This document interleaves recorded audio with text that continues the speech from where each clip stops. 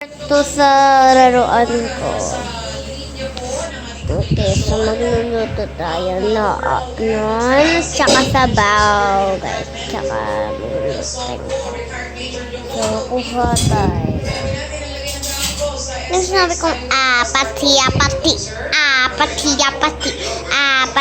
pati.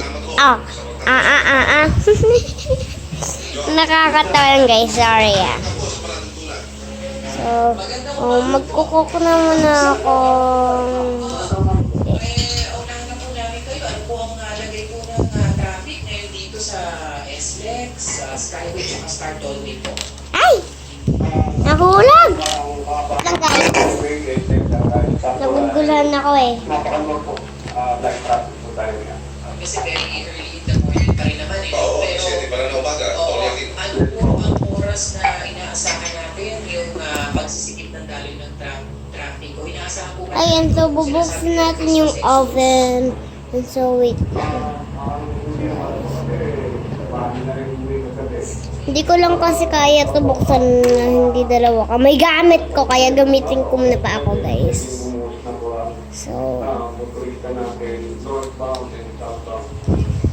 May mga nakita ko kahapon. ayan na sa oven. Kaso, yung mga baso. Nagkaroon na ng tuhod doon sa pagpasok sa mga Skyway.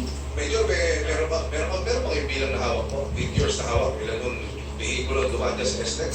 Ako no?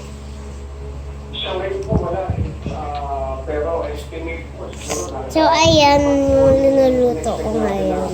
nasa 60% parang So, hanggang magluluto akong sabaw. Oh, ayan guys. Sabaw yan. pero baka sa paggabi, alas 9 ng gabi, flight traffic na tayo. Ano analysis nyo rito, Major? Iba-iba ng araw ng pag-uwi. So, ayan, nagluluto. Ang sabaw! Ba yan?